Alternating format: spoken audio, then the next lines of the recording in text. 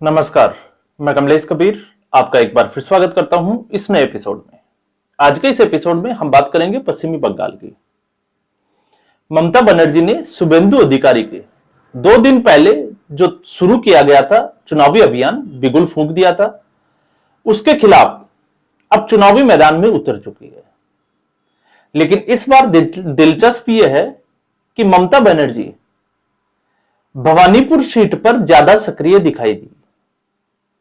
तो एक ईद का मौका, और जिस तरीके से ईद के मौके पर तमाम पार्टियों ने, हम यहां पर भारतीय जनता पार्टी की भी बात कर सकते हैं और बिहार के संदर्भ में कर सकते हैं कि जिस तरीके से भावी सीएम जो बिहार का बताया जाता है सम्राट चौधरी को, वो भी एक तरीके से ईद के ऊपर उससे पहले भी इफ्तार पार्टी करते हुए देखे गए। तो उसको लेकर बड़ा जो है वो सवाल रहता है कि क्या सम्राट चौधरी भारतीय जनता पार्टी को बिहार में मुख्यमंत्री के रूप में चाहिए, या फिर योगी, हिमंता बिस्वा शर्मा या पुष्कर सिंह धामी, ऐसे लोग जो है वो बिहार के मुख्यमंत्री के रूप में होने चाहिए। लेकिन ये बिहार के संदर्भ में खबर थी, इसलिए हम उस पर नहीं जाकर, क्योंकि बिहार में भी अभी जिस तरीके से पत्ते जो है वो साफ तौर से दिखाई नहीं देते कि सम्राट चौधरी ही मुख्यमंत्री होंगे, या फिर एक बार फिर भारतीय जनता पार्टी जिस तरीके से पर्ची वाला मुख्यमंत्री बनाती है तो ठीक उसी तर्ज के ऊपर कोई दूसरा नाम आएगा। लेकिन पश्चिमी बंगाल में एसआईआर की प्रक्रिया के बाद, और या हम कहें कि चुनाव आयोग और ममता बनर्जी के बड़े घमासान के बाद, चुनाव आयोग ने जिस तरीके से दो चरणों में चुनाव कराने का फैसला लिया 23 और 29 अप्रैल, इससे एक चीज जो साफ तौर से समझ में आती है कि ममता बनर्जी अपनी सीट के अलावा किसी दूसरी सीट पर ज्यादा ध्यान देने में असमर्थ हो जाए, या फिर एक तरीके से वो वहां पर बंध जाए। लेकिन मामला जो है वो यहीं खत्म नहीं होता। इस बार जिस अल्पसंख्यक वोट के सहारे ममता बनर्जी सत्ता की सीढ़ियों का रास्ता देख रही है, उस अल्पसंख्यक वोट के ऊपर एक हम कह सकते हैं कि ब्रदरहुड की नजर जरूर है, जिसमें असदुद्दीन ओवैसी और हुमायूं कबीर। असदुद्दीन ओवैसी को नजरअंदाज इसलिए नहीं किया जा सकता क्योंकि पिछले कुछ महीनों में अगर आप प्रदर्शन के हिसाब से देखोगे, चाहे वो महाराष्ट्र का हो या बिहार का हो, गठबंधन नहीं होने के बावजूद एएमआईएम ने अच्छा प्रदर्शन किया, और कांग्रेस पार्टी इस खतरे को पहले ही भांप चुकी है। क्योंकि उत्तर प्रदेश का चुनाव आने वाला है, तो इस वक्त पश्चिमी बंगाल में तो कांग्रेस पार्टी की स्थिति ना के बराबर है। तो कांग्रेस पार्टी यहां तो मुखर नहीं है, लेकिन उत्तर प्रदेश की अगर हम बात करें तो भारत में आबादी के हिसाब से सबसे ज्यादा मुस्लिम आबादी उत्तर प्रदेश में। 2027 में चुनाव होने वाला, तो आप याद करिए इमरान मसूद को मल्लिकार्जुन खड़गे का एक निर्देश हम ये कह सकते हैं।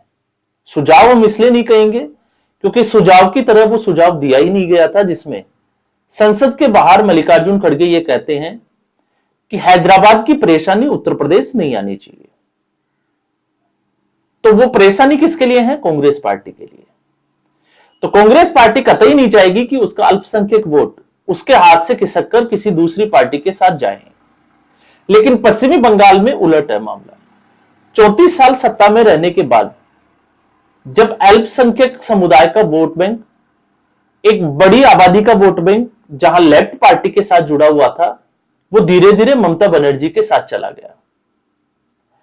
अब चूंकि ममता बनर्जी के साथ चला गया, तो यहां पर कांग्रेस पार्टी बिल्कुल कमजोर हो गई। तो आप कांग्रेस पार्टी की स्थिति का अंदाजा भी लगा सकते हैं। अब ऐसी सूरत में अल्पसंख्यक वोट का जो मतदान का जो पैटर्न है, इस पैटर्न पे अगर हम नजर डालते हैं तो फिर हमें ये जो है वो कतई संशय नहीं होना चाहिए कि ये vote bank Bharatiya Janata party के साथ चला जाएगा। तो हेमंता बिस्वा शर्मा ने बिल्कुल ठीक कहा था कि ये किडनी दे देंगे, जान दे देंगे, खून दे देंगे, लेकिन आपको वोट नहीं करेंगे। और ये लोकसभा चुनाव के बाद में जो पैटर्न हर विधानसभा चुनाव में नजर आया, जिसमें एक जो सबसे बड़ी बात निकल कर आई वो थी जम्मू कश्मीर। आजादी के बाद से अब तक जम्मू कश्मीर में अगर सबसे ज्यादा डेवलपमेंट किसी सरकार के समय हुए हैं तो वो है नरेंद्र मोदी की सरकार। बावजूद इसके कश्मीर घाटी में, और पहली बार हुआ इतिहास में कि शांतिपूर्ण चुनाव हुए बिना किसी आतंकवादी या बिना किसी ऐसी अप्रिय घटना के। लेकिन भारतीय जनता पार्टी को एक भी सीट नहीं मिली। तो आप समझ सकते हैं कि किसी भी सूरत में यह vote bank Bharatiya Janata party के साथ नहीं जा सकता। तो भारतीय जनता पार्टी की पश्चिमी बंगाल में अलग स्थिति है, लेकिन हुमायूं कबीर जिस तरीके से बाबरी मस्जिद को लेकर इमोशनल कार्ड खेल रहे हैं, तो मुर्शिदाबाद में बेलाडांगा क्षेत्र में जहां पर बाबरी मस्जिद की नींव डाली गई थी, और जब नींव डाली गई तो वहां पर पश्चिमी बंगाल में अलग अलग स्थानों से लोग पहुंचे ईंटें लेकर। एक भारी हुजूम या हम कहें कि भारी भीड़ जो है वहां पर दिखाई दी, चंदा भी इकट्ठा हुआ। तो आप समझ सकते हैं कि हुमायूं कबीर इमोशनल कार्ड पश्चिमी बंगाल की जनता के साथ किस तरीके से खेल रहे हैं। मजबूरी में ममता बनर्जी को, हुमायूं कबीर को पार्टी से बाहर तो कर दिया, लेकिन समस्या जो है वो ठीक वैसी की वैसी ही बनी हुई है। अब ये हम कह सकते हैं कि हुमायूं कबीर की जो पार्टी है वो नई पार्टी है, उसको कितना वोट बैंक मिलेगा, क्योंकि प्रशांत किशोर एक तरीके से नई पार्टी बनाई, जनसुराज पार्टी, बड़े लेवल के ऊपर रैलियां की, भारी भीड़ भी देखी गई, लोग जुड़ते चले गए, समर्थन भी जो है वो होता हुआ दिखाई दिया, लेकिन जब वोट की बारी आई तो मतदाता उनके साथ नहीं गया। तो अब सवाल ये उठता है कि हुमायूं कबीर के साथ कितने लोग जो है वो पश्चिमी बंगाल के चुनाव में साथ खड़े होंगे, क्योंकि हुमायूं कबीर ने दावा तो कर दिया कि वो 180 सीटों से ज्यादा सीटों के ऊपर चुनाव लड़ेंगे, लेकिन हुमायूं कबीर को भी राहत जो है वो इस बात से मिल जाती है जब असदुद्दीन ओवैसी ये कहते हैं कि 25 तारीख को एक प्रेस कॉन्फ्रेंस के जरिए एएमआईएम और हुमायूं कबीर की जो जनता यूनियन पार्टी है उसके गठबंधन की घोषणा की जाएगी। तो एक तय माना जा रहा है कि इन दोनों पार्टियों का गठबंधन पश्चिमी बंगाल चुनाव में होगा, और अगर इन दोनों पार्टियों का गठबंधन होता है तो इसका सीधे तौर पर नुकसान ममता बनर्जी को होगा। यह साफ तौर से दिखाई देता है, क्योंकि उत्तर दिनाजपुर, मुर्शिदाबाद और उत्तर 24 परगना ये ऐसे जिले हैं जहां पर मुस्लिम आबादी सबसे ज्यादा है, और ओवरऑल लिहाज से अगर हम देखते हैं तो 27% के आसपास पश्चिमी बंगाल में मुस्लिम मतदाता वोटर है। अब इस वोटर का इस मतदान में या पश्चिमी बंगाल के इस चुनाव में जो रुझान है वो किस तरीके से जाएगा, क्योंकि एसआईआर की प्रक्रिया के बाद में 60 लाख के आसपास संदिग्ध वोटर जिनकी जांच चल रही है। इसके अलावा ऐसे लोग जिनके वोटर आईडी कार्ड तो बन गए लेकिन वो बंगाल छोड़कर वापस बांग्लादेश चले गए। तो इससे पहले तक जो ममता बनर्जी का एक बड़ा वोट बैंक हुआ करता था, उसमें चुनाव आयोग की एसआईआर की प्रक्रिया ने पहले ही सेंध मारी कर दी।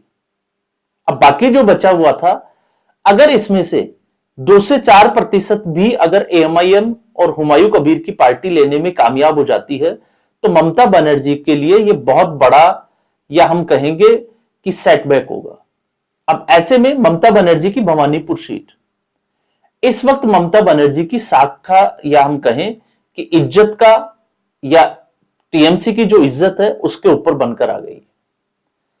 पिछले उपचुनाव में क्योंकि नंदीग्राम हारने के बाद में ममता बनर्जी ने भवानीपुर से चुनाव लड़ने का फैसला लिया, विधायक का इस्तीफा दिलवाकर सीट खाली की गई, और वहां पर ममता बनर्जी की जीत का जो मार्जिन था वो था लगभग 58,000। तो ममता बनर्जी ने यह साफ कर दिया कि इस बार लक्ष्य जो है वो 60,000 के डिफरेंस का होगा। तो 60,000 का डिफरेंस क्यों है आप समझ सकते हैं, क्योंकि इसी सीट के ऊपर लगभग 40,000 से ज्यादा वोट एसआईआर की प्रक्रिया के दौरान काटे गए हैं। अब ममता बनर्जी उसको टीएमसी के साथ जोड़कर देखती है कि भारतीय जनता पार्टी ममता बनर्जी को हराने के लिए भवानीपुर की सीट से इतनी बड़ी संख्या में वोट जो है वो काट दिए, और लगभग 15,000 के आसपास वोट जो है वो संदिग्ध है जिनकी जांच चल रही है। और हमें यह नहीं भूलना चाहिए कि ये वोट है कौन से। जब हम संदिग्ध वोटर की बात कर रहे हैं जो पूरे बंगाल में लगभग 60 लाख के आसपास है, ये वो वोट बैंक है जिसमें लगभग 3.5 लाख के आसपास ऐसे वोटर आईडी कार्ड है जिनमें दादाजी की उम्र 40 साल और पिताजी की उम्र 25 साल के आसपास है, जो बायोलॉजिकली जो है वो कतई संभव नहीं है, लेकिन इस तरीके का पैटर्न है। और इसके अलावा कुछ ऐसे भी हैं जिसमें पिता और माता का नाम बिल्कुल जो है वो एक ही जैसा है और एक ही पिता और माता के जो है वो कम से कम 40 से 60 लोगों के वोटर आईडी कार्ड बने हुए हैं।